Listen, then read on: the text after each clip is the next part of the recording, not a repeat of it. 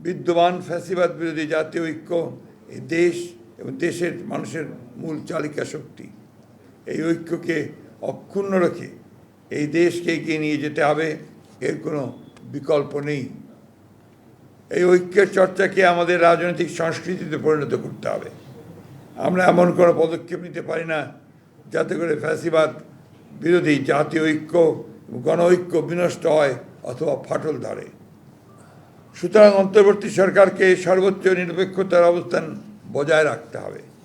কোনো মহলকে রাজনৈতিক ফায়দা হাসিলের এজেন্ডা যেন সরকারের কর্মপরিকল্পনার অংশ না হয়, সেদিকে সজাগ দৃষ্টি রাখতে হবে।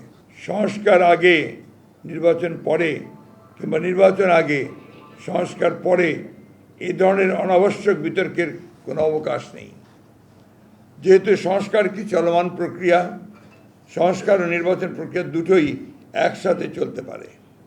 রাজনৈতিক দলগুলোর ঐক্যমতের ভিত্তিতে একটি চার্টার অফ রিফর্মস সংস্কার সনদ তৈরি হতেই পারে।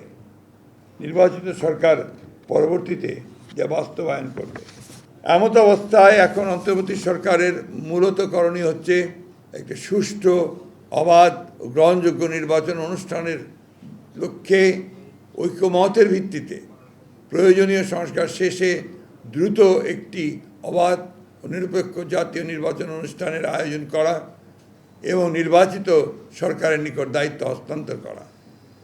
নির্বাচিত সরকার জনগণের কাঙ্ক্ষিত ঐক্যমত্যের সংস্কারসমূহ সম্পন্ন করবে, কেননা জনগণের নিকট দায়বদ্ধ ও ন্যায় বিচার এবং সুশাসন নিশ্চিত করতে অঙ্গীকারবদ্ধ নির্বাচিত সরকারের পক্ষেই গ্রহণযোগ্য সংস্কার সম্পাদন করা সম্ভব।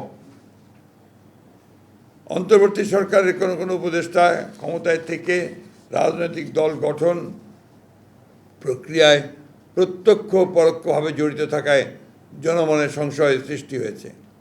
এ প্রক্রিয়ায় প্রশাসন যন্ত্রকে ব্যবহার করার নানা প্রকার লক্ষণ ও প্রমাণ ক্রমেই প্রকাশ পাচ্ছে, যা দেশ ও গণতন্ত্রের জন্যে মোটেই সুখকর নয়। জাতীয় ঐক্যমত্য কমিশন কর্তৃক প্রেরিত স্প্রেডশিটে যে অপশন পছন্দগুলোর ঘরে ঠিক চিহ্ন দিতে বলা হয়েছে, তাতে একটি বিষয়ে প্রতিবাদ হয়েছে যে বিষয়গুলো প্রস্তাব আকারে আসতে পারত, তা প্রস্তাব না রেখে লিডিং কোশ্চেনের আকারে হ্যাঁ বা না উত্তর দিতে বলা হয়েছে। যেমন প্রস্তাবগুলো গণপরিষদের মাধ্যমে বাস্তবায়ন চাই কি না, হ্যাঁ বা না বলুন। কিন্তু প্রথমে সিদ্ধান্ত আসতে হবে যে গণপরিষদের প্রস্তাবে আমরা একমত কিনা। একইভাবে গণভোট ও গণপরিষদ এবং আইনসভা হিসাবে নির্বাচিত সংসদের মাধ্যমে প্রস্তাবগুলো বাস্তবায়ন চাই কিনা ইত্যাদি হ্যাঁ বা না বলুন। সংবিধানের প্রস্তাবনার প্রিএম্বল মতো অতি গুরুত্বপূর্ণ বিষয় সংস্কার কমিশনের সুপারিশে থাকলেও তাই স্প্রেডশিটে উল্লেখ করা হয়নি। স্প্রেডশিটে 70টির মতো প্রস্তাব উল্লেখ করা হলেও মূল প্রতিবেদনে সুপারিশের সংখ্যা প্রায় 123টির মতো।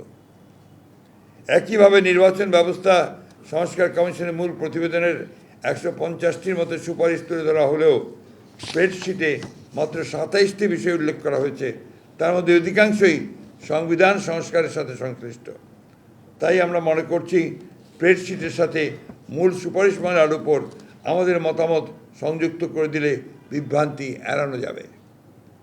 জাতীয় ঐকমত্য কমিশনের স্প্রেডশিটের অবস্থা এবং কমিশন সদস্যদের বিভিন্ন সময়ের বক্তব্য ও বিশেষ কয়েকটি রাজনৈতিক দলের বক্তব্য বিবৃতির মধ্যে মিল পাওয়া যায়, যাতে জনমনে প্রশ্নের জন্ম দিতে পারে যে সকল বিষয়গুলো যেন একটি পূর্ব নির্ধারিত কর্ম পরিকল্পনার অংশ, যা গণতন্ত্রের স্বার্থের পক্ষে কিনা সেটা বলা মুশকিল। সুপারিশমালাসমূহ পর্যালোচনায় প্রতীয়মান হয় যেহেতু ভবিষ্যতে অনির্বাচিত ব্যক্তিদের রাষ্ট্রীয় দায়িত্বে নিয়োগের অযৌক্তিক প্রচেষ্টা রয়েছে, যা অনভিপ্রেত। প্রিয় সাংবাদিক ভাই ও বোনেরা, সুপারিশমালায় সাংবিধানিক কমিশন সহ এনসিসি নতুন বিভিন্ন কমিশনের প্রস্তাব করা হয়েছে। এই সমস্ত কমিশনের এখতিয়ার কর্মকাণ্ডের যে বর্ণনা দেওয়া হয়েছে তাতে মনে করার যথেষ্ট কারণ রয়েছে যে আইন বিভাগ ও নির্বাহী বিভাগকে যথাসম্ভব আন্ডারমাইন করা এবং ক্ষমতাহীন করাই উদ্দেশ্য যার ফলশ্রুতিতে একটি দুর্বল ও প্রায় অকার্যকর সরকার ব্যবস্থা প্রতিষ্ঠিত হবে। রাষ্ট্রের গণতান্ত্রিক চরিত্র জনগণের মালিকানার প্রতিফলন হয় নির্বাচিত সংসদ এবং জনপ্রতিনিধিদের মাধ্যমে, কিন্তু সংবিধান ও নির্বাচন ব্যবস্থার সংস্কার কমিশনের সুপারিশসমূহ পর্যালোচনা করলে প্রতীয়মান হয় যে রাজনীতিবিদরা অপাঙ্ক্তেয় এবং নির্বাচিত লোকদেরই দেশ পরিচালনার সুযোগ সৃষ্টি করাই শ্রেয়। জনগণের গণতান্ত্রিক ঐতিহ্য, কৃষ্টি এবং সংস্কৃতি, ধর্মবোধ এই বিষয়গুলোকে গুরুত্ব দিয়েই বিভিন্ন সংস্কার ও সাংবিধানিক সংশোধনী প্রণীত হওয়া বাঞ্ছনীয়।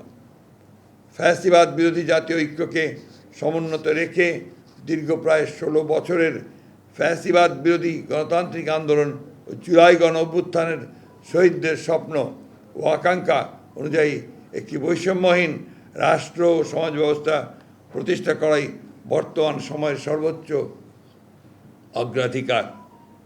বৃহত্তর জাতীয় ঐক্যমতের ভিত্তিতে একটি শক্তিশালী গণতান্ত্রিক রাজনৈতিক সরকার প্রতিষ্ঠার জন্য আমাদের সকল প্রকার প্রচেষ্টা পরিচালিত হবে, এটাই জাতীয় প্রত্যাশা।